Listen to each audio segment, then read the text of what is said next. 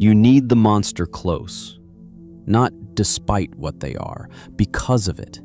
The person everyone else warns you about, the one who makes your safe friends nervous, the one who operates outside the lines you've been trained never to cross. That's the only person who can give you what this world actually responds to.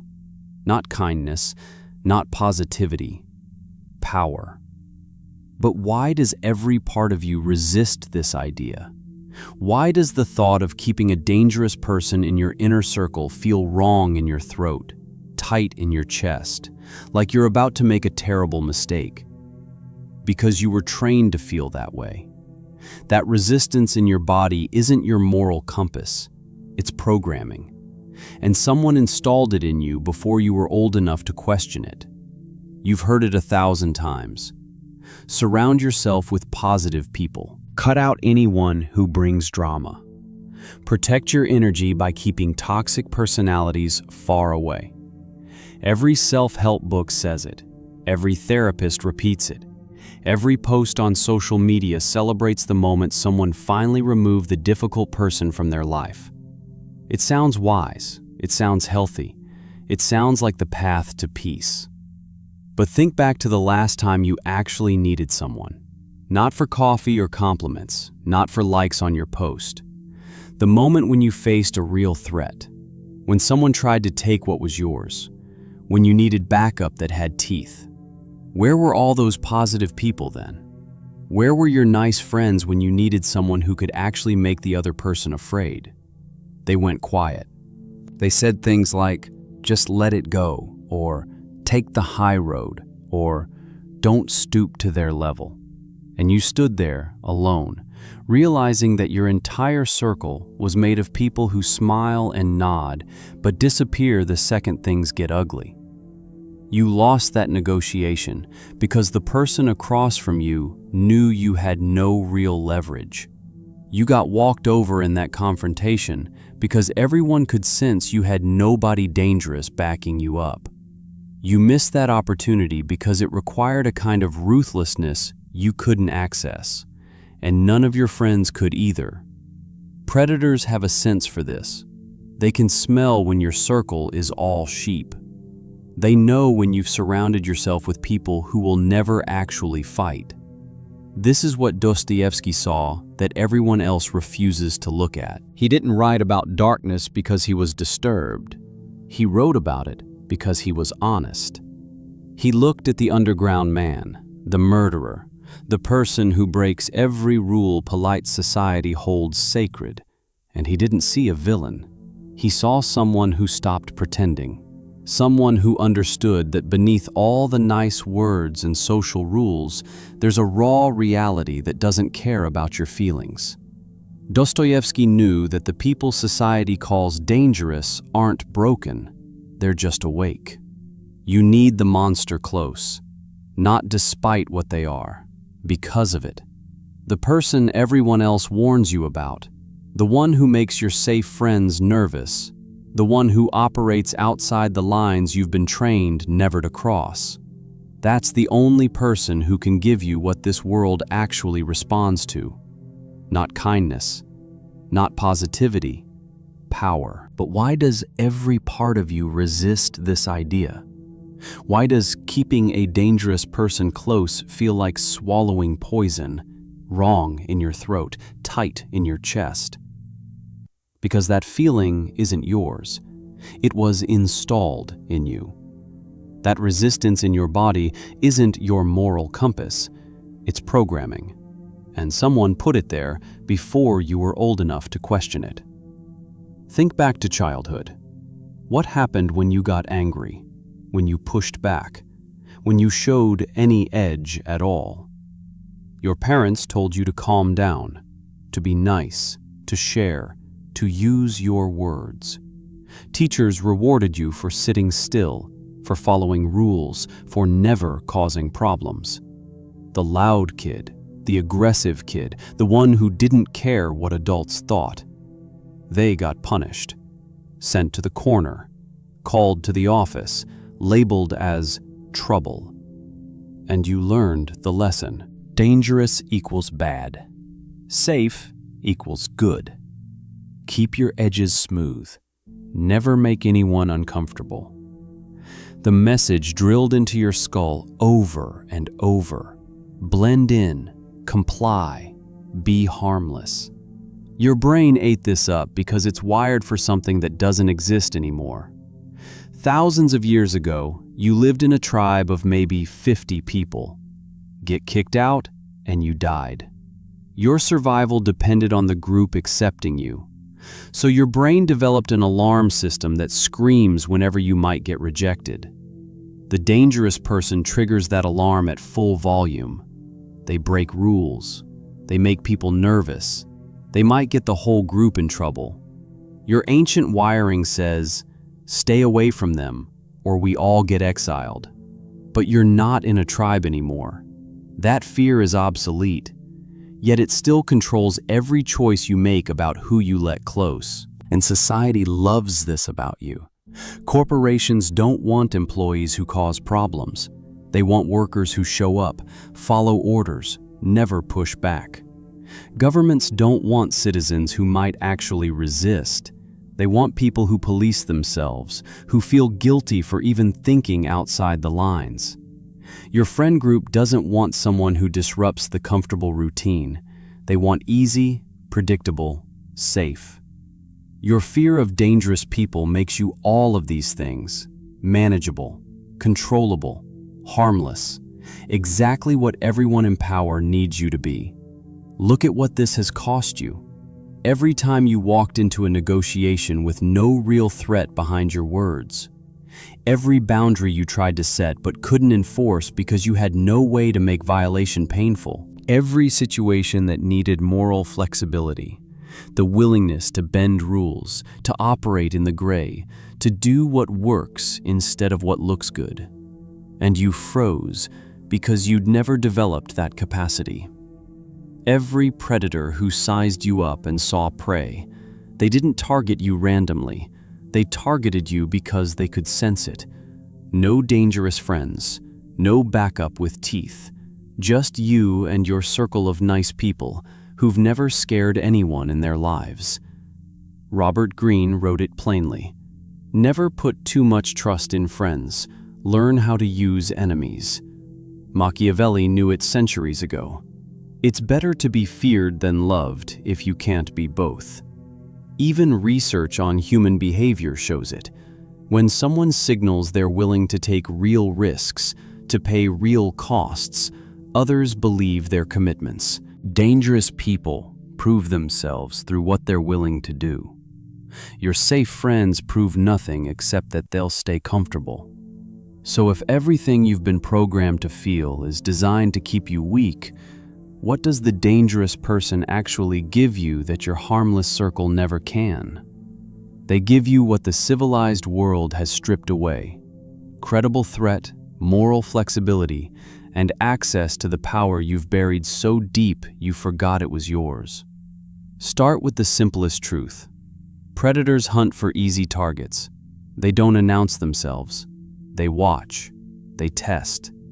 They look for people who won't fight back, who have no real protection, who've surrounded themselves with others just as weak. When you have a genuinely dangerous person in your circle, their reputation extends to you. Their presence creates a question in every predator's mind. Is this worth it? You don't even need to mention them.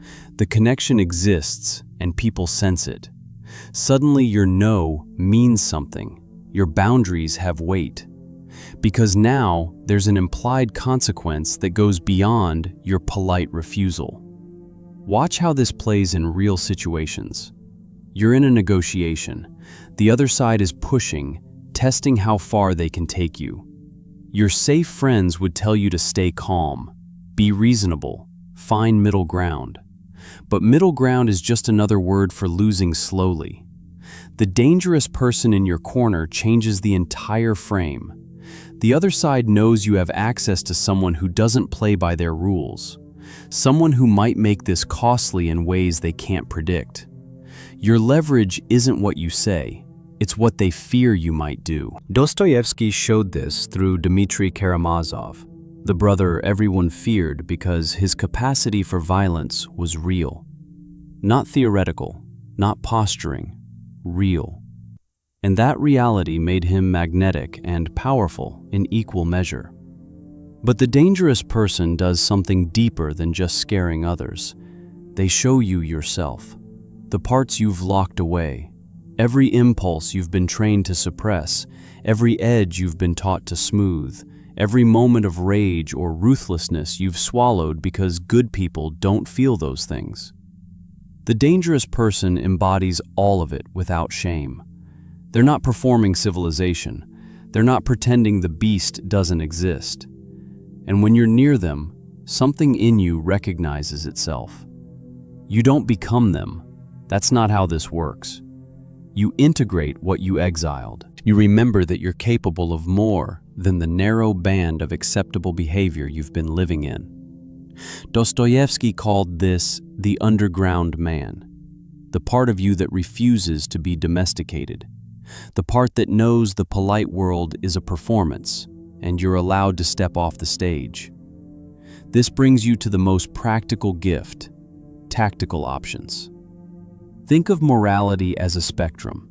Your safe friends operate in a tiny section of it. They can be kind, supportive, encouraging. That's their range. When a situation calls for something outside that range, they have nothing. They're useless. The dangerous person can move across the entire spectrum. Charm when it serves, threat when it's needed, cooperation or sabotage, whatever the situation demands. They're not bound by the same rules because they never agreed to play the game everyone else is trapped in. Here's what that looks like in your life. Someone spreads lies about you, attacks your reputation. Your safe friends say ignore it, rise above, don't give them attention. And while you're being noble, the damage spreads. Your name gets destroyed while you take the high road to nowhere. The dangerous person sees this differently. They understand reputation as warfare. They don't tell you to be passive. Maybe they find out who that person values and have a conversation. Maybe they make sure the lie gets traced back to its source in a way that destroys the attacker's credibility. Maybe they simply make their presence known in a way that says, "This has consequences now." Not illegal, not stupid, just costly enough that the person thinks twice before doing it again. This is what moral flexibility means. Access to the full range of human behavior, not just the sanitized version. And here's what your safe friends will never do. Tell you the truth about your own weakness. They'll enable your victim stories. They'll agree when you blame circumstances. They'll comfort you while you stay stuck. The dangerous person has no investment in your comfort. They see through your excuses because they've lived without them. When you're lying to yourself, they say it. Not to be cruel, because they respect strength and have no patience for your performance of helplessness. Dostoevsky understood this through the Grand Inquisitor. Most people prefer comfortable lies to uncomfortable freedom. They want someone else to carry their burden. The dangerous person refuses to participate in that delusion. Scale this out, and you see what it really means. On a personal level, you access power you forgot you had. In your relationships, you become unpredictable, which means you get respected instead of dismissed. Socially, you stop being the person everyone knows they can push around, and existentially, you stop pretending that darkness is something other people have while you stay pure. You recognize it's part of being fully human. Dostoevsky knew this when he wrote that if God doesn't exist, everything is permitted. The dangerous person lives in that reality, not as someone with no morals, as someone who takes responsibility for their own moral universe instead of outsourcing it to rules they never chose. But here's where most people who learn this destroy themselves. They think befriending chaos means they can borrow its power without paying the price. They approach the dangerous person like a weapon they can pick up and put down, like a guard dog they can unleash when convenient, and they get eaten alive. Because the dangerous person doesn't respect weakness wearing a tough mask. They respect actual strength. If you come to them as a supplicant begging for protection, you don't become their ally.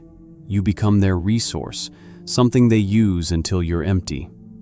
Raskolnikov tried this in Dostoevsky's work. He thought he could embrace his right to transgress, to step beyond morality like the truly powerful do. But he was imitating strength he didn't possess. He collapsed into guilt and madness because he acted dangerous without being integrated. The shell cracked because nothing real was underneath. This isn't about becoming dangerous yourself. Most people hear this and think they need to start acting tough, talking aggressive, performing edge they don't have. That's another costume, another lie. What needs to happen is deeper. You need to become comfortable with danger, not as a tourist, as someone who accepts that power is amoral. The dangerous person isn't bad, they're powerful. And power doesn't care about your feelings or your moral categories. The shift happens in your body first. When someone mentions the dangerous person in your life and your safe friends get uncomfortable, notice that tightness in your chest. That's your programming trying to reassert control. It wants you to apologize, to distance yourself, to prove you're still one of the good ones. Don't. Sit in that discomfort. Let it exist without rushing to resolve it. That's where integration begins. What has to change inside you is your relationship to your own capacity for ruthlessness. The rage you've swallowed.